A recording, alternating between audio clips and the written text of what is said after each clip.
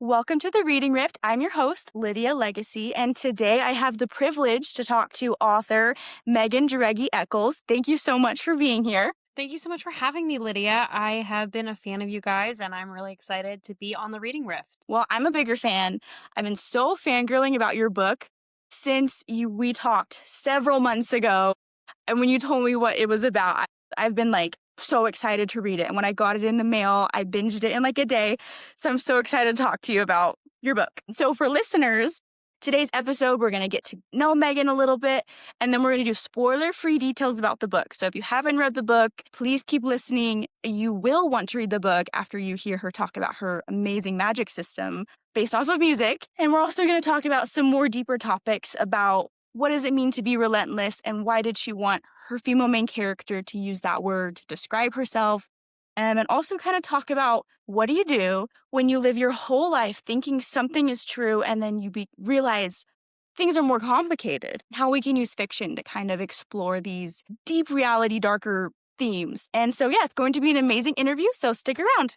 Okay, first, I want to talk about your bio, because I'm kind of obsessed with how many things you've done in your life. So start with, in your bio, you talk about your music, specifically your music history with obviously singing as a soprano and all that influenced your book beautifully.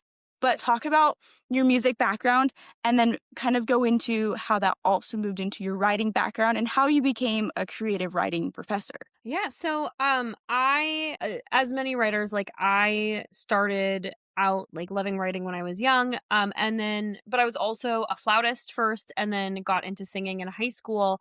And as I went through school, I decided that I wanted to pursue that more professionally. And I remember applying for colleges for a music degree, and my dad begged me to go get a creative writing degree. Not a canon event. That is not what usually happens. Usually the parent is like, please go get a business degree or something. My dad was like, you should study creative writing. But it was very much my Little Mermaid era. And so I was like, I'm 18 years old, Daddy. I'm not a child anymore. And so I had this idea that I would pursue performance, but also I really wanted to teach. I loved studying the voice. I thought that was all very interesting. So I went to go get my music degree and then teach voice is what I was interested in doing. As it turns out, nobody told me this, but music is just math. It's all math. And I was very, very overwhelmed by all of the music theory courses. I took them all, and for my undergrad, I went to the University of San Diego. It was a very small and tight program. And so I was doing it all, but I for most undergrad programs, you do all your core classes first, your gen eds, and then you move into your major. I decided to flip that. So I studied all my music stuff. So by the time I was entering my junior year, I was done with my degree on the music side, except for my senior thesis. And so then I started taking my gen eds, and it had been a really a big struggle, and we had a lot going on. My house had burned down at some point in that mix.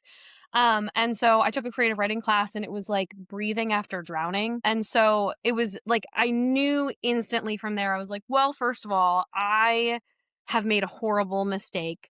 And not a mistake. I'm grateful for it now, but the music was really hard, and I found that performance is something you can't edit. And I did not take a lot of joy from the jury process. Basically, studying the voice was terrible for me. I switched to composition and started writing music instead, and then added on a creative writing minor at the end of my undergrad, knowing that it was probably never going to do anything with music again, which, jokes on me, I used it immensely in this book. But from there, I left knowing I was going to go get my master's degree in creative writing, or hoping to anyways. I got married while I was in college. We had our first baby a year after I graduated. I applied for MFA programs. I ended up at University of California, Riverside's low residency MFA in creative writing. It was the only one I applied for. I had decided if I got in to this one program that I was going to go do that and really, really study writing. And if I didn't get in, I was going to figure it out on my own. And I got in, and it totally changed my life. I got to study with professors like Todd Goldberg, Stephen Graham Jones, Mark Haskell Smith, Mary Yukari Waters. It was just a transformative experience for me. And then it propelled me into a number of side quests. The first being, I signed with my first literary agent before I graduated. This was back in 2015. That book did not sell. And then I left that agent, queried another book that didn't get picked up. And then I queried another book, which was Sing the Night, and it ended up with my current agent, who I love and I adore. But in that interim, I was writing short stories. I was working in publishing. I was an assistant to a literary agent for a while. I was freelance editing. I was doing anything and everything that I could to support my writing journey, with the intent of getting to this place where I get to write books. And so everything has shaped that.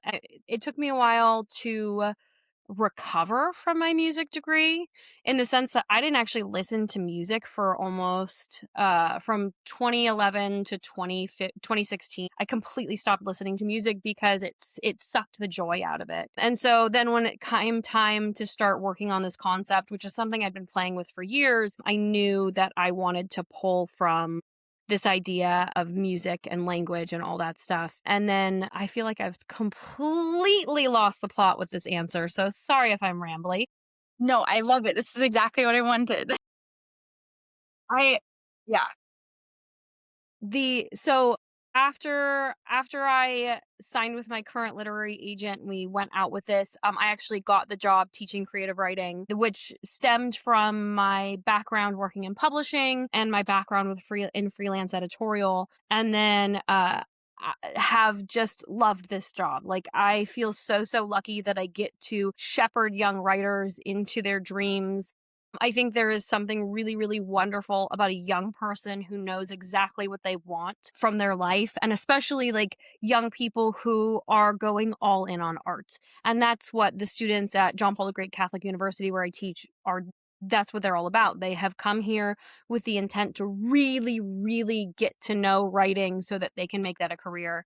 And I feel very lucky that I get to help them. Also, I get to talk about books for a living and then write books for a living. So I feel like I've just tricked everyone in my life into letting me have fun all the time. I love that. And I remember, so when I was in college, my university had like themed dorms. So my background was in musical theater, but I was like, I'm gonna become a doctor. So my major was biology, but I lived in the music dorms because I was like, I don't want to forget that part of myself. So I remember having this idea that like if you go to college for an art, it's like easy. Hmm. I was so wrong because I remember my roommates, they would be up all hours of the night cramming to prepare their portfolios, or they're remembering a monologue from just 3 hours before, they're composing music all hours of the night. And I was like, okay, I was so wrong about what it takes to get a creative degree. So Yeah. Yeah, I that was totally saw that in your book too, of like, I I came from musical theater too. That was like the big trend. Like, I love musical theater, obviously, if I'm doing writing fantasy opera books. And like, yeah, it was astounding to me how much harder my undergrad in music was versus my MFA in creative writing. Well, one, when you are doing what you love, I feel like things aren't, it's still hard. Everything's always hard, but it's not as hard because there's so much joy in it. But I would never go get a music degree again. It was so challenging, but I would totally, like, I'm always flirting with the idea of going getting my PhD, even though the MFA is terminal. But yeah, it's hard.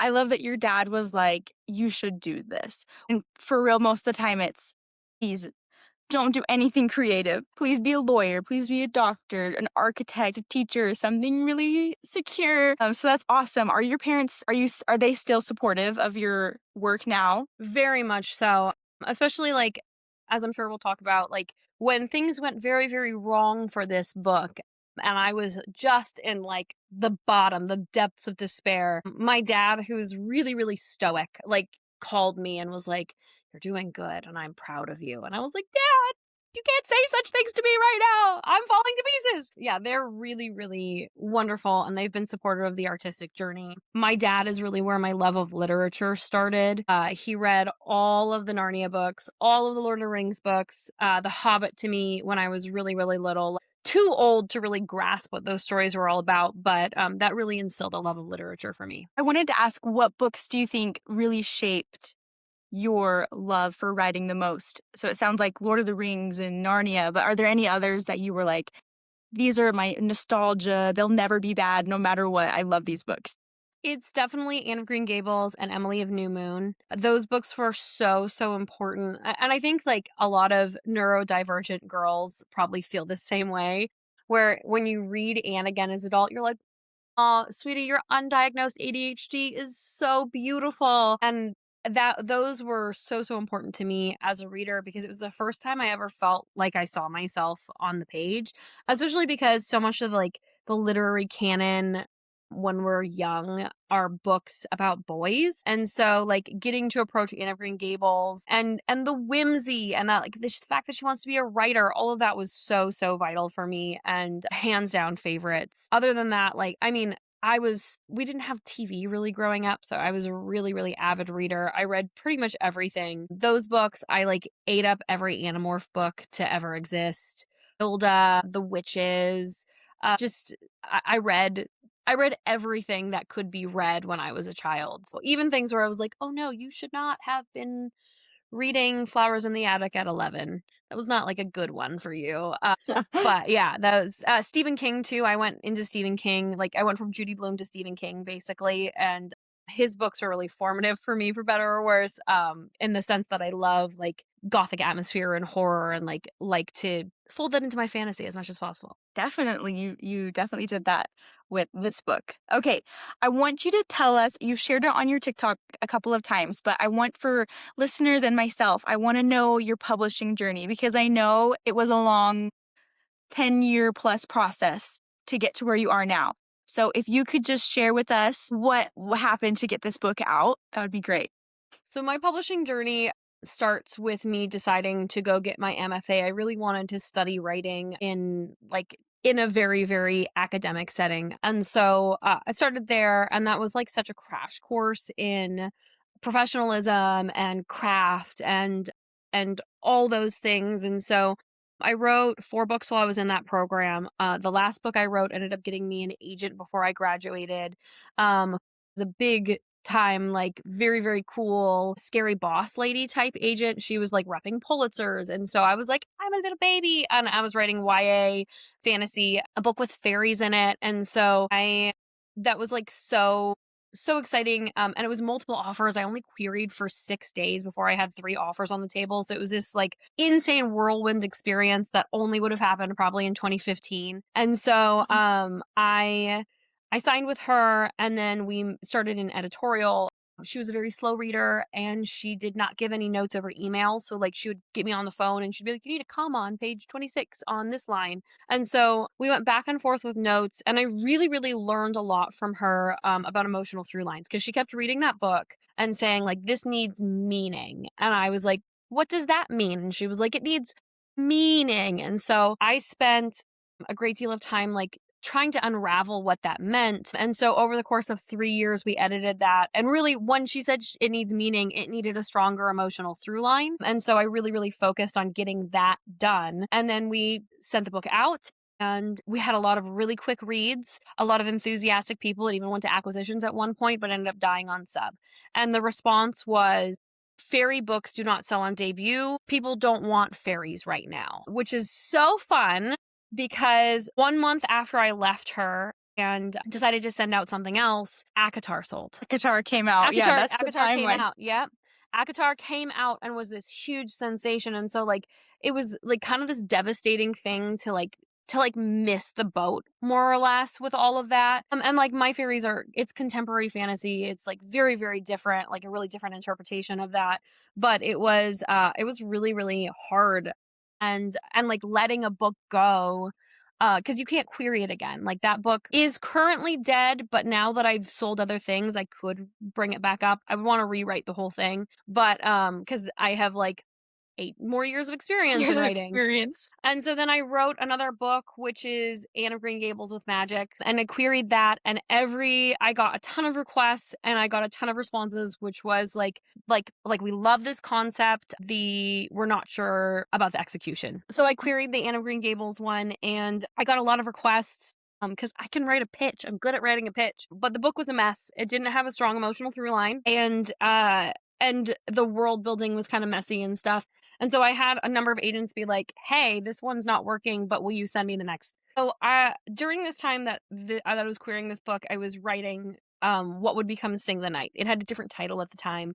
And as I was writing that book, I had just finished it, and another book was sold it was Moulin Rouge meets Phantom of the Opera with a magical competition, and I was like devastated. I was like, how could this happen? Like, now my book is never gonna have a chance, and I was just totally torn to pieces. And then but I did a full like rewrite of the book. I actually sent it to Pitch Wars, if you recall back in the day, Pitch Wars, and I didn't get picked, but I had someone, an author by the name of Rebecca Schaefer, give me notes, and she was like, hey, this is a great concept. These things aren't working. What is your vision for it? And so we went and emailed back and forth, and it was so, so helpful for me to have that like bit of mentorship to help me hone and direct the story. And so I did a rewrite. Both Victor and the Ghost used to have POVs. And so I cut out their POVs and then rewrote the book and then queried it. And then within, I think, a week of each other, 3 literary agents came back with all with R&Rs saying the exact same thing. And so I was like, okay, I'm going to take the hint. I'm going to work through this. And so I did another edit, and then I sent it to those agents. I sent out like 3 new queries, one of which was to my current agent, or Lauren. And Lauren read it in 3 days, offered the next day, and then it was multiple offers again. And at this point, like, because I had been with the scary boss agent who I really knew what I wanted. And what I wanted was someone who read fast and was going to be a partner in publishing. So I like talking to Lauren was like talking to someone I knew my whole life. Like, to Anne of Green Gables, like, she's a bosom friend. And even we got off the call and she was like, hey, even if you don't pick me, like, I know there are bigger agents out there. I hope we can be friends, because I feel like we really get each other. And like, as I went through the pros and cons with the other offers, it was always Lauren. And so I signed with her, we edited the book, and at this point it was still YA. And so we sent it out as a YA fantasy, and just waited and got rejections. And it was on sub for a year and a half before our last ditch publisher, which was Eighth Note. Eighth Note was new. They ended up offering on the book, and it was kind of a crazy experience because it happened over the holidays. And my editor, whose name was Celine, was in Singapore, so we never had like an editorial call, which I was like, that was like a thing that I really, really wanted to do. But I was like, you know what? Like, let's just accept, we'll move forward. This is going to be great. And so we did, and we signed with Eighth Note, and their team was fantastic. My editor ended up leaving pretty early on. And so I ended up with another editor who I just loved. Her name's Allison Moore. She's fantastic. And so it was a little nerve-wracking being with a new publisher, but I felt like they had a really, really good team. And I thought it was cool, like, with the mixed media, since they were owned by ByteDance, who owns TikTok. And so we like forged ahead. And then when we finally got time to do editorial, they were like, hey, what do you think about making this adult? And I had been watching the market for long enough to see like the shift. We've emerged from the YA renaissance, and YA has really, really slowed down. Adult is very much having a moment, and I'm sure the pendulum will swing back at some point. That's just the way publishing is. But I had always written Sing the Night to be a crossover title, where I wanted it to be right in that space where like it could go either way. Laini Taylor's books have always felt that way for me. Maggie Stiefvater as well. Victoria Schwab's books, where it's like they really like stand on that line. And so it was thematically not too much to age it up a little bit. And so we move forward with adult. I got arcs in the mail. We had gone through past pages, like everything had happened. And we were so close. We were 5 months from publication. And I got the email that the deal was the publisher was shutting down and my book deal was canceled. The rights reverted, and it was this like crazy experience to be so close to the thing that you'd been working, like I'd been working 10 years towards this, to have it in my hand and then have it be ripped away. And like I was also 38 weeks pregnant when this happened with my sixth baby, which is like a whole other thing with my horde of small children. And so it was like emotional devastation, also pregnant next for emotional. Hormones.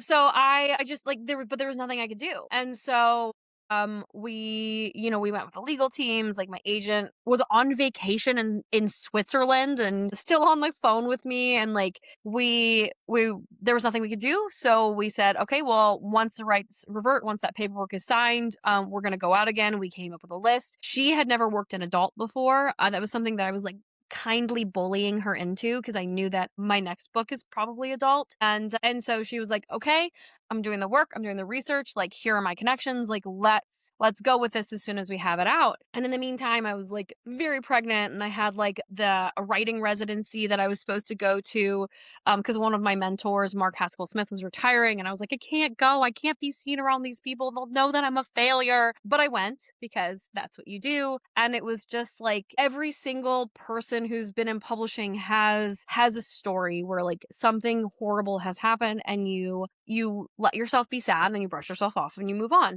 And you move forward because that's the only thing that you can do. So much of this industry is out of your control. And so while I was there, we got a message from the head of one of the big publishers who said, "Hey, I heard your story. Can you send us your book?" And so we let that publisher have an early sneak peek of the book, and then sent it wide a few days later. And so it was really encouraging because it was like there's hope. Maybe this is gonna sell. And everyone around me was like, "This is so terrible, this thing that happened. It's gonna get better." And I was like, "It won't get better.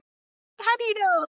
Like, I'm just gonna be very pregnant and cry a lot. And then it went out, and we knew people were reading, and I was just like, you know what? I'm just gonna focus now on having my baby. And so we pull into the hospital parking lot to be induced, and I have missed calls from my agent. We had gotten an offer, and I was like dealing with an offer in the hospital, having a baby, which was like the craziest thing because I had been joking about like, well, what if I had a baby and got a book deal on the same day? And it happened. Woo! And so then it turned into an auction situation, and the rest ended up being like this life-changing deal with Grand Central Publishing. My editorial team there is just fantastic. And it's both a US and a UK deal, which is like a dream I had, but I was like, "Oh, maybe for future books." And now it's like all happening. And so, yeah, it took 10 years to get there. And in that interim, like I've never stopped writing. Like I've published a dozen short stories. I've published poetry. I've published essays and listicles. I've written book after book after book. I've read everything. I worked for a literary agent. I have edited people's books. I've edited hundreds and hundreds of query letters. Like I have done everything I can to grow and to move forward so that I can be the writer that I am today. And that's literally all you can do is just keep going. That's what my naive self, because my husband's trying to get published. Our motto is like, as long as we don't give up. I say we're a team. We work together. But as long as we don't give up, then there's always a chance. As soon as we say, you know what, I'm going to throw the towel in, then that's when there's no more chances. So, because I've heard a lot of stories like this. I've heard the people that get it instantly and it's beautiful, beautiful. I'm so happy for them. But it still gives me hope when people are like, it was very long and painful and excruciating, but I got there. And I think like, okay, but what was the common denominator is they didn't give up. They were relentless. They kept going even when it was like a normal person would not keep going. So I love that. I would have like passed out and died if I found out right before I was going to give birth that like this thing that you were like secure in, you're like, this is happening. Oh my goodness, it's no longer happening. So Yeah. that's crazy. What was something about publishing that really surprised you? I think the biggest surprise is that your book deal can get canceled after you have a contract. But I think the thing that has been like a really joyful surprise is that the people I think people know this intrinsically, but all of a sudden you have this group who believe in your book so much that they will take it to the finish line. And from your agent to your editor to the marketing team, like all of these people have read and believe in you. And that's, you know, so much of this process, as you know, is like writing alone in the dark. And there's this profound loneliness to the process of writing. And so then when you get to hand your book to someone and they're like, I love it, it's beautiful, let's do really amazing things with it. It's like, me? How did this happen? You like me?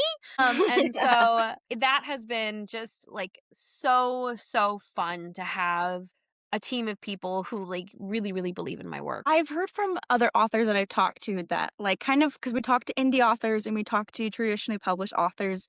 And a lot of it is like some people say, oh, I don't want to do traditional publishing because I don't want my creativity to be taken away. But then the traditionally published authors, they all say, I love the collaboration. I love the team that I get to work with that makes my book better. I had one author say, my title was something so different than what my team came up with. And I'm so glad because I realize my title actually sucked before. I obviously 10 years is a long time and you've Yeah. known about self-publishing. Were you ever like drawn to do that? Or what made you say, you know what, I want a traditional deal. This is what I'm going to do. And you stuck with that. Obviously, like, you can't be in this industry for as long as I have and not look into self-publishing, and some of my friends self-publish and have, like, these beautiful, really, really cool careers. A couple of things, like, have been barriers for me for that. One, I don't wanna be a publishing company. I like that I get to, like, hand it to someone and they do that work and they do the research. Because at one point, I published a lot of short stories. I was gonna publish self-publish a short story collection just because I was like, "I need to have something. I need something to prove that I am doing this thing." And I got decision fatigue, like, almost immediately, and, like, just I was like, I can't do this. This is so, so hard." And I have mad respect for indie authors because they are carrying the weight of every single thing and being creative, and that was like a bridge I just couldn't figure out how to cross. The other thing is my writing tends to lean a little literary, and I have seen like that doesn't do so well in indie markets. Like, I think the indie markets tend to do some things very, very well, and I felt like after studying those that my work wouldn't do as well there as it would do in the traditional marketplace. I'm not a spice writer. Like, I really, really think very much about, like, not to say that other writers don't do this, but like thematic is stuff is very, very important to me. And like the Sing the Night has like a very gothic opening where it's like a slow, slow start, and I have a really hard time sometimes pitching the book because I feel like it's not as a the hooky pitch. And so all none of those things lend themselves well to what indie publishers do really, really well. And indie authors do really well. And so I think at one point I was like, I could just write like a romp, like a heist, like a fantasy heist, and that's a real romp that is like hits all of those like excellent tropes. Like, give me one Mhm. bed and one horse and like enemies to lovers and knife to the throat. And I had like outlined something like that. But that's the other thing is I am not a fast enough writer to be successful in indie, I feel. These indie author like amazing. They're putting out like a book a month, some of them. And like Mhm. just like good, clean work in a month. And I'm over here having rewritten the sequel to Sing the Night 3 times, and it is still a hot pile of garbage because it takes me so long to figure out what the story is. Which is like, I would love to fix my process. If anyone has an antidote to the slow unfurling of a book, I would like to know it. But that's ultimately like, I think indie authors are just built different. And if I could do that, I think I would, but, I just don't think that I could do justice what indie authors do. Mhm. Yeah, that is so true of like how fast paced they have to make decisions and do things. And there are a lot of people that love that. Like I've talked to several authors that are like, I love making all the decisions. I love doing the marketing, the design, the publish date questions, all these things. And then other authors are like, it's so exhausting, but it's what I have to do. So Mhm. Yeah. What advice would you give to an aspiring author? They're like, I have a book, I want to publish it. What advice can you give me? I think the number one advice I would give to an aspiring author is you just have to keep writing. That's the only part of the process that you truly control is yourself and your own writing. And so if you keep doing that, I mean, we've talked about this already, like perseverance is key. The only way you fail is if you give up. So keep writing, keep going for it, keep growing. And not only that, but start looking at the world as something that you can steal. I think one thing I've noticed with my friends who are really successful writers is everything is fodder and everything they do is something that they can use in their writing. And so I think that mindset shift of like looking at the sunset and like noting the colors so that it's something that can be written down or eavesdropping in a cafe so that you can steal what's going on there or tapping into your own like emotions in order to use that like the idea that everything can be written. There's a great Sylvia Plath quote about everything can be written if you have the guts to do so. I'm definitely saying that quote incorrect, but it's along that gist of really embracing the world as something that can be stolen from and keep a notebook. Very Joan Didion, but keeping a notebook I think is really vital so that you don't lose anything. Because if you say you're going to remember something, that is a lie. You will not remember. Write it down. My dad's a writer, and I remember growing up, he would keep notebooks everywhere. This was like before you could just write it in your phone, but he would have notebooks in his car, notebooks in every room in the house, and I remember just being like, "Why don't you just remember it?" And now I'm older and I forget things all the time, but I get it. I remember just it's just funny to see, like, to look back at my dad's creative process now that I'm an adult and I'm married to a writer and I've been, like, living with someone writing a book is, like, a whole other thing to Yes. experience. It's just yeah. So, definitely good advice. I love that's such a beautiful quote. Okay, now I wanna transition to talk about the book. Woohoo! I'm so excited. Because I think I'm your biggest fan, maybe, because I've told you, is Phantom of the Opera is, like, core memory of my childhood. I probably watched the movie too young. I love the No, music. never too It's young. beautiful. Never. And so, yeah, I when you told me, I was like, "I didn't know I needed this. I didn't know that what I loved could be changed and made to something new I could love."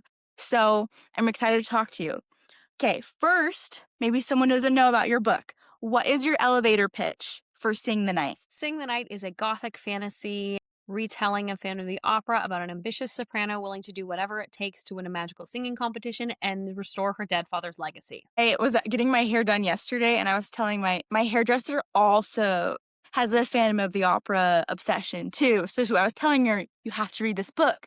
And I was like, it's about this girl who is going to this competition and her dad was this crazy guy. And I was like, you know what? I'm just gonna bring you a copy because I'm not spelling it, right? But you will love it. And she was like, you had me at Phantom of the Opera and Ghost. So she's ready to read. Okay, if readers like these 3 books, then they'll probably like your book. I think that people who like the Night Circus, which is like my boldest, wildest comp, because that is also a magician's competition, but with like really lush and delicious prose. I think if they like One Dark Window, that's for our gothic fantasy girlies. And then, hmm, for that third one. It's very hard. Oh, definitely anything by Erin A. Craig, who writes gothic fantasy, but in particular her House of Salt and Sorrow. Beautiful. What was the inspiration for your female main character? Obviously, it's inspired by Phantom of the Opera, but what was the inspo for Celine, your female main character? Celine is really my answer to what I see as a problem in the Phantom of the Opera, which is she's very, very much, Christine is very, very much told through the male gaze and the male perspective.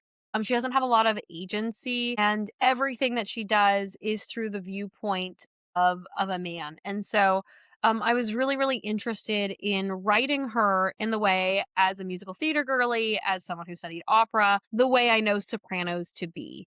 And I think that was the most unbelievable thing for me is like anyone who is going to be successful in the performing arts as any form of artist needs to have this hunger and to like fight to perform because that's all you're doing. If you're auditioning, if you are querying, if you are sending out your portfolio, it comes from this like deep relentlessness where you have to be willing to fight and to want something. And that was something like as I grew into being a musician, as I watched the 2004 version of Phantom of the Opera until like my eyes were gonna fall out of my head, and then got the libretto for the stage play and saw it, and read the book, and then saw it again on stage.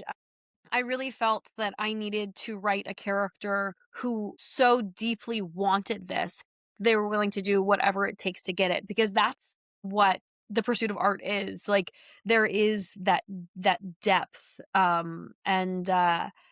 and so that's where it came from. It was like, I need someone who wants this so badly, they'll make a bargain with a ghost Mm. in order. And so it started with that course correction for wanting the ingenue to be an actual soprano and not just like an ingenue. But then also as the character of Celine like came to me and became real for me, I think that like as artists, like most of us can pinpoint like the moment we knew we wanted to do a thing, the moment like this became really, really tangible for us. And I wanted that to be steeped in grief because I find a lot of my art tends to lean towards that. And so I that was a thing that I was playing with there. Okay, I loved her as a female main character because I feel like a lot of times my female main characters are very, I don't want to use the word simple, but they're not complicated in how their minds think. And I really love this female main character because she kind of did what a lot of male main characters get to do, which is they get to make bad decisions for the right reasons, but usually female main characters just make the right decision for the right reasons. Like they're like, I will be brave because it's what I'm supposed to do. But she has some dark thoughts. She has some violent thoughts. She has some internal strife with herself about the decisions that she's going to make versus what she wants to do. What she does, what she wants to do are sometimes different. And I really loved seeing the internal thoughts of a woman like that. And so obviously this book is inspired by Phantom of the Opera, but it's not Phantom of the Opera. What would you say makes your book stand apart and stand on its own from people that love Phantom of the Opera? They can love your book, but it's also its own thing. Yeah, very much so. I think like the seed, of course, is Phantom of the Opera, but in rewriting the Christine character to be very complex, and people keep saying that she's unlikable, which is my very favorite thing because male characters are never unlikable, they're only ever complex. And there's a whole like can of worms there that we could go down about like why women have to be palatable and why men could be morally gray and that's totally fine. But I think too I really wanted my opera ghost to be someone not necessarily looking to manipulate her, but to have his own agenda as well. And for there to be kind of a meeting of the souls there. Because I think that's something that the play and the book do encapsulate. There's something shared between them, but it kind of goes by the wayside when he starts murdering people. And then I really wanted my childhood love interest, the secondary love interest, to be someone who wasn't in it for his own selfish reasons. I wanted him to be more altruistic. And so I was playing with that, but also I love a magical competition. Instantly, I was like, yes, like let's find a way to amp up the stakes and have this framed through a magical singing competition. And also, like, by making it not just a gothic horror, gothic romance, but by making it a fantasy, we suddenly have this additional element. And the thing that I love best about fantasy is that it allows you to take the metaphor even deeper. So, really, really layer in these concepts that in normal fiction may seem on the nose, but it allowed me to play thematically with, again, the themes of grief and ambition and like truth and all that stuff in a way that was really compelling for me, but definitely like not structured the same way as Phantom of the Opera.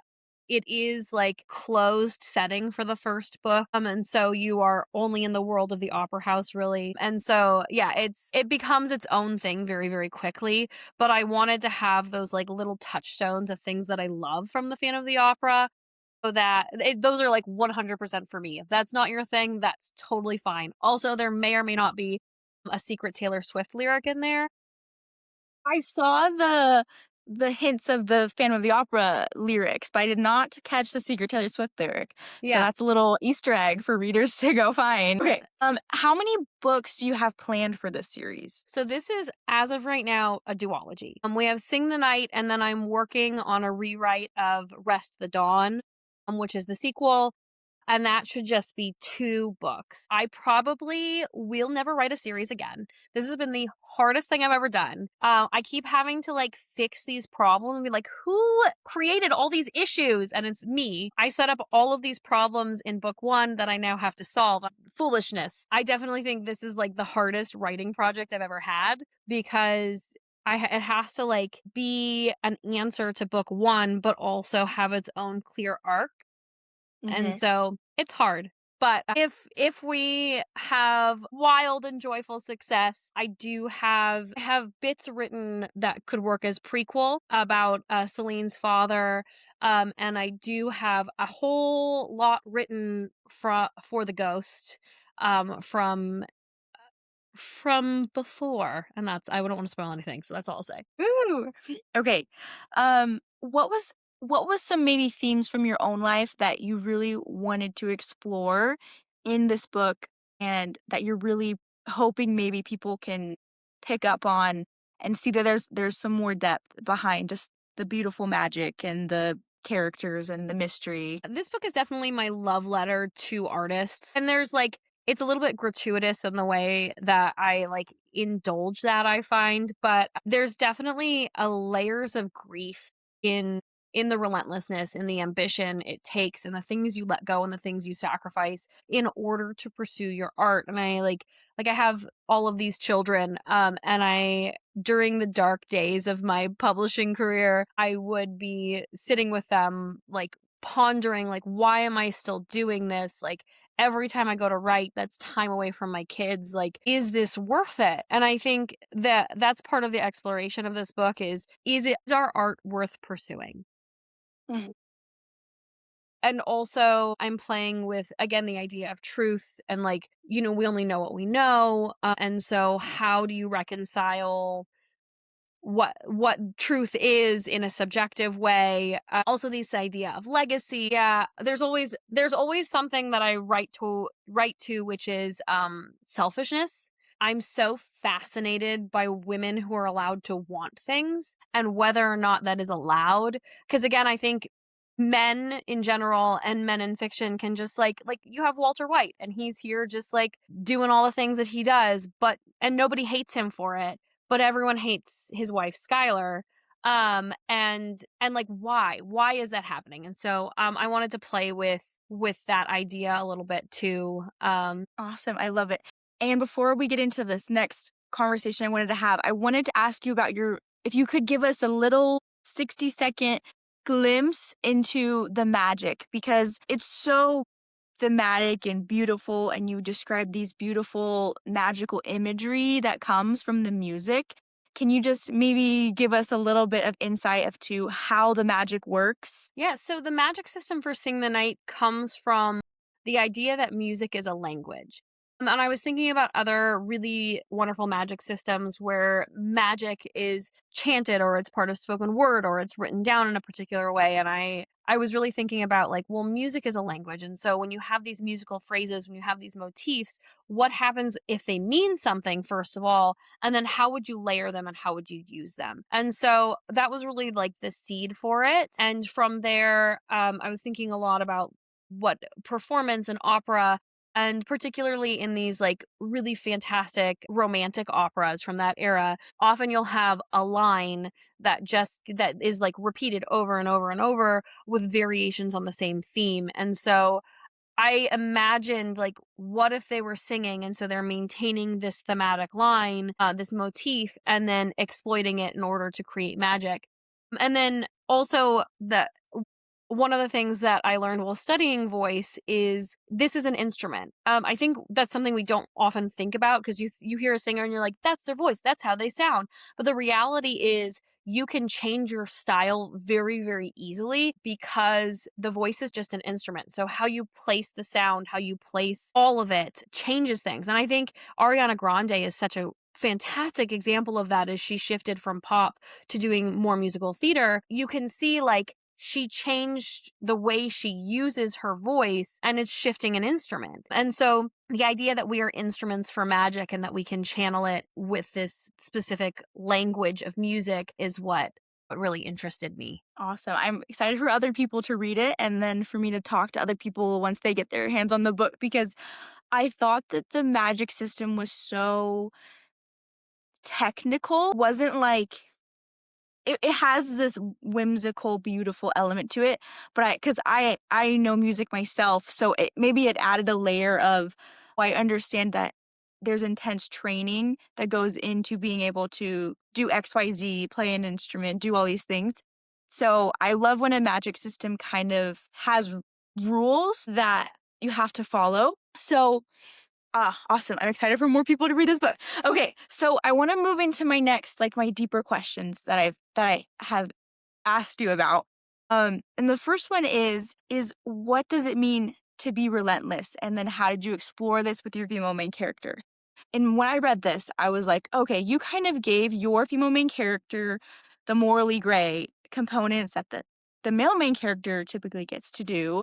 And so you kind of talked about why you wanted to do that and why this was something that you want to explore. So, but the word that is used to describe Celine is relentless. So, what is the meaning behind you didn't want it to be like, oh, you're so obsessed or you're so annoying or you just don't know when to quit, but you wanted the word to be relentless.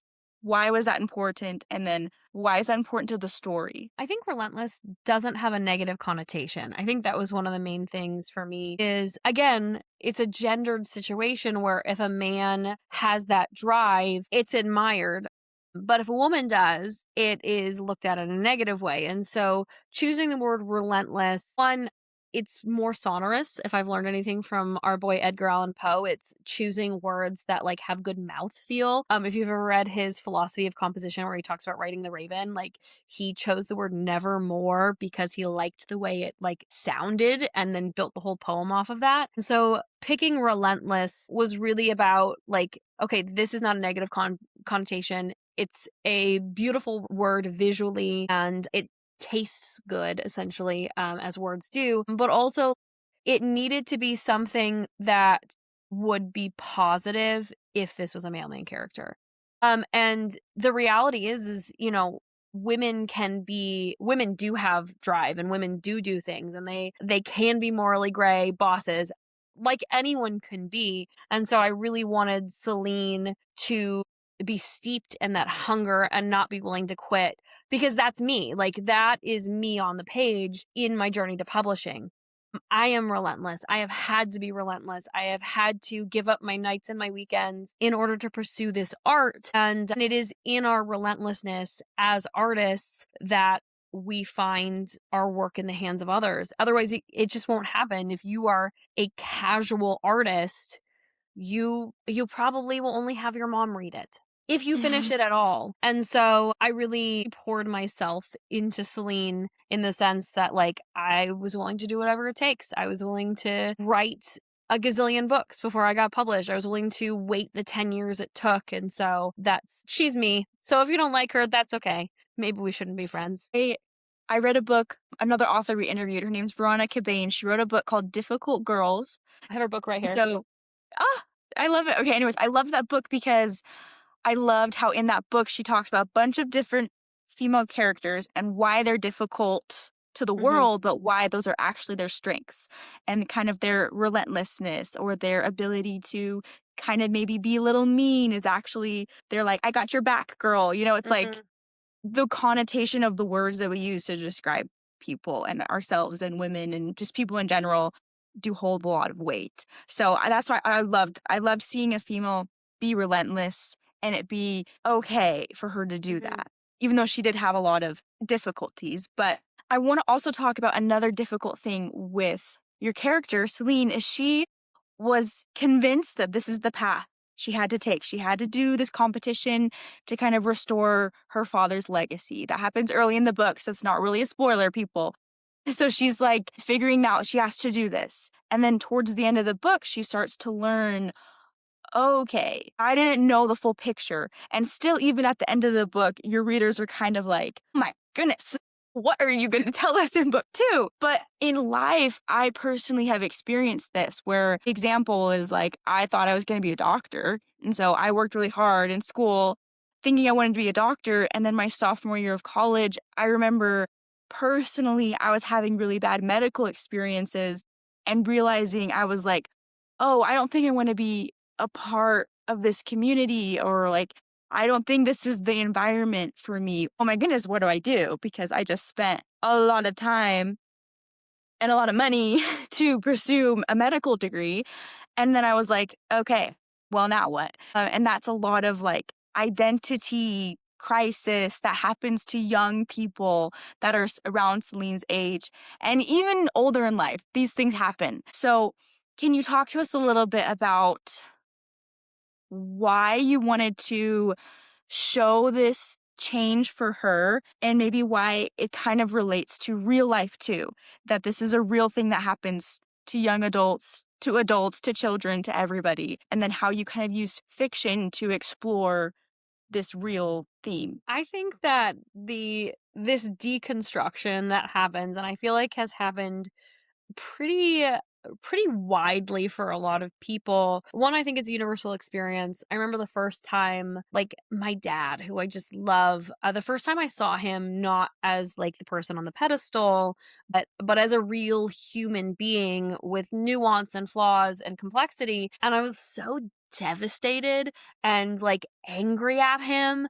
And then he wasn't even doing anything bad, but it was this sense of like, you are real, and it was really hard for me. And so I worked that in. Also, like, I've had periods of religious deconstruction, political deconstruction, all of that throughout my life. Also, like, at some point I thought I was going to be a musician, and then I started pursuing being a writer, and that took so long. I had a period where I thought I was going to be a literary agent. So I've just had these waves of deconstructing my idea of who I am and of what the world is.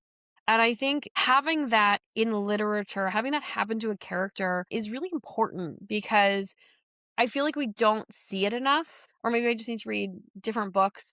But I wish that I had had examples in literature of someone re-seeing the world and recontextualizing their life, because I find that happens over and over and over in my own reality where I'm faced with a challenge of seeing things with a different perspective.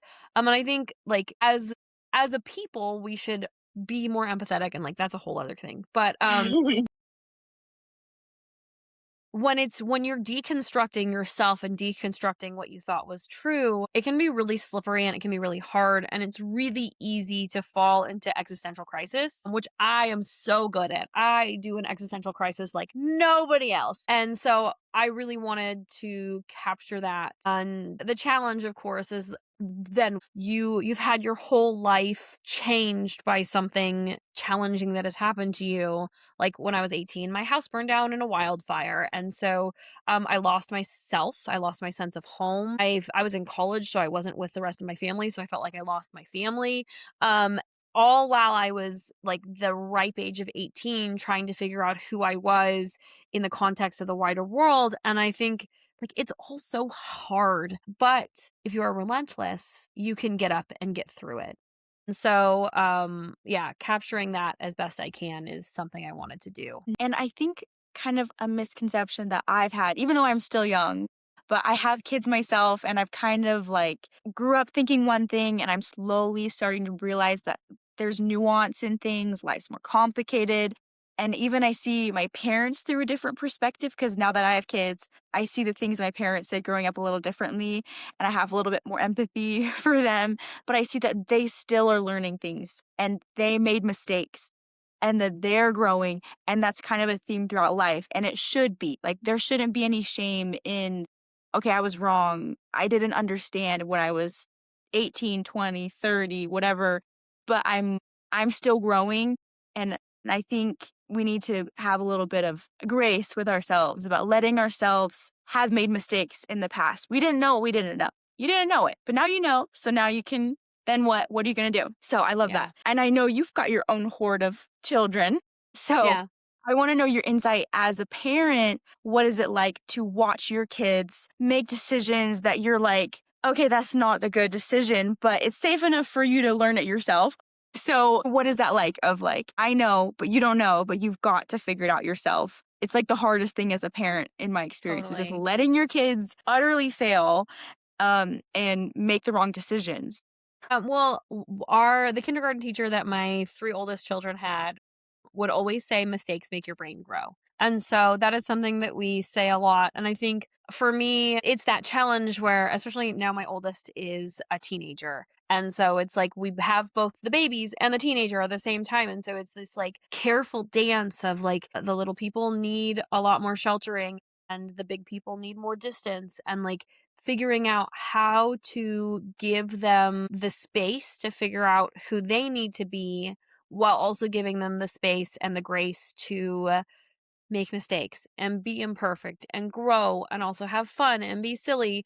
Um, and one thing that I really try and do is I try and model as much good behavior as I can. I apologize to my kids. If I lose it and I yell at them, I apologize and I like don't make excuses. But I'll try and be like, "Hey, this is what was happening with me and I totally shouldn't have lost control. That was totally wrong and I'm very, very sorry."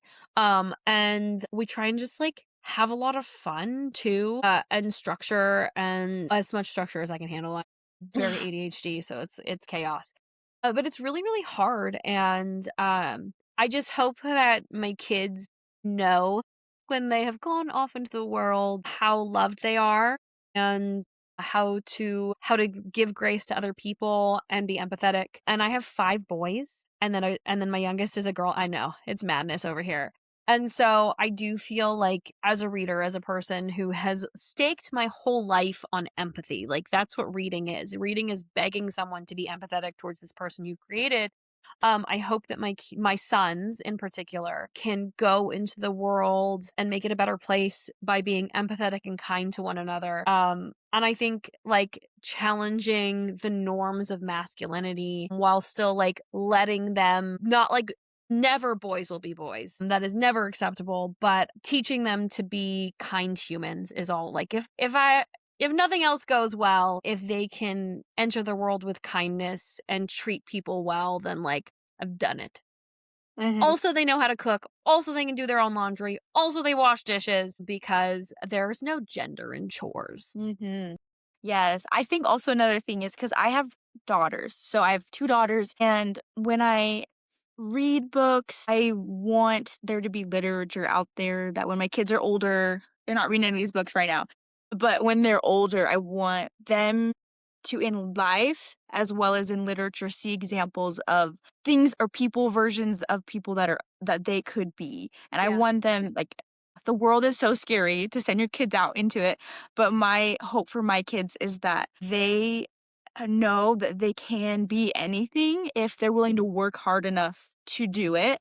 Um, and I want them to have that relentlessness and have the compassion with themselves and other people that we're going to make mistakes, but we can move forward and we can create the life that we want. And so I think your female main character is a great example for people out there and a good reminder to adults as well of I am a person kind of I've have young kids, so I love reading these books about women that do things and I'm like I am not just a milk cow or I'm not Yeah. just a maid or I'm not just this. I have ambitions and my husband's always like you got to take time to do those things. It's not bad to have those passions. And I think your book really showed that in a great beautiful way. Thank you. I totally agree with you and your husband on like I think one of the things that is really hard in motherhood is that we sometimes we lose ourselves. And it's really easy to get caught up in the lives of these small people who just need so much from us that we forget that we're people too. That was something that was harder for me when my oldest two were little. And then I went to grad school and I was like, "Oh, I can be a person." Mhm. But I think it's really, really important for mothers to have things like this is incredible that you do this podcast and like I hope you do a lot of things that help nurture you and be a person because it's so parenting is so hard and when you're only having conversations with people who can't pronounce their R's it's like oh no am I going crazy. So relatable. It's like I love my kids. I would do Mhm. anything for them, but I also have to remember that I'm meant for to do adult things as well, adult Mhm. conversation and to Yes. have passions and yeah. So that's what I learned from fantasy is this was my biggest misconception about reading was you had to read a self-help book or like a nonfiction book to like learn about the world. This was me like I most of my life I've read textbooks because I was gonna be a doctor, so, Mhm. like, that was the bulk of my reading, and so then when my husband brought home Fourth Wing, I was like, "I do not wanna read a book about dragons. Do not make me read this book." He was like, "Come on, please. I need feedback for my book that I'm writing." I'm like, "Okay, I'll read this book." And then I was like, "That was so fun." And then I read Yeah. ACOTAR, and the last book in the ACOTAR series a character has a big like healing journey and I was like, "Oh my goodness, I kind of like found myself again after motherhood." And I was like, "I didn't know I could learn about myself in a fantasy book." So, that's why I love books like Sing the Night of it makes me remember things about life and in a great way, not just boring self-help books, but in a musical, magical, mystical way. So, I thank you think for writing. I think fiction is like the truth wrapped in a lie. Like that's what we do. Like you can often find a lot more depth in relating to someone else's journey like that. And I think that's what's Cool. Okay, so thank you for being here. Now I kind of want to wrap up the interview. So my first question is how can listeners find you? How can they find your book? How can they follow you, support you? What can people do to follow your journey? You can find me at meganjaureguieeccles.com. You can find me at Megan Jauregui Eccles on Instagram, TikTok, and Threads. So you can find me in all those places. And I also have a Substack that I neglect, but I am, unfortunately for me, chronically online. So you will see me everywhere. Awesome. And is Sing the Night is it your first published book? Yes, Sing the Night is my first Okay. published book. Okay. And we can expect a duology, hopefully, from this. And then what are you hoping from your writing career? What are you hoping to do to keep doing or to do next? I just want to be able to write books. I'm really interested in exploring horror. I've written a lot of horror short stories. I have a secret history meets Ripper Giles horror romance that I am working on. So have the I'm rewriting my Anne of Green Gables with Magic book. And that's a cozy fantasy. So those are the two things that I'm working on right now. Well, after I finish Rest of Dawn. I kind of flirt with those things when I feel stuck. But I really hope that I get to keep writing books with magical girls who want big things and are willing to do whatever it takes to get them because that very much interests me. And I hope I get to keep writing interesting magic systems. Okay, awesome. I'm excited to see what you do next. Thank And you. then my last question that I ask every author because I just find it so motivational, but also beautiful, but also adds depth, is I want to know why do you write? I write because it's what I was meant to do. I really believe writing is a vocation. And that if you have that drive, if you have that interest, that divine spark, it's because there is some way that you are meant to impact the world with it. And so I write because it's what I'm supposed to be doing. And I've spent a lot of time like in and out of that because it's taken so long. So of course you question like, should I be doing this? But every time I step away from writing, there's never anything else that I would do. So it's what I was made for. So that's why I write. And if you are a person who feels that, who has that drive, who has that interest, I hope you write and I hope you continue to write and don't doubt or question because you wouldn't have that feeling if it wasn't what you were meant to be doing. Yeah, that's very good. Very good advice. And a reminder, because as Mhm. creative people, they've got the passion, they've got the relentlessness, but they also have doubts. And, we sometimes forget, and we Mhm. need reminders of like, don't forget that you are capable and meant to do something great. So thank you so much for being here. Listeners, if you haven't already, go find the book Sing the Night and follow Megan online so you can also stay up to date with what comes up with her next. And thank you so much, Megan, for being here. I had such a good time reading your book and then talking to you. And I can't wait for more people to read your book. Thank you, Lydia. It has been a pleasure and an honor. Awesome.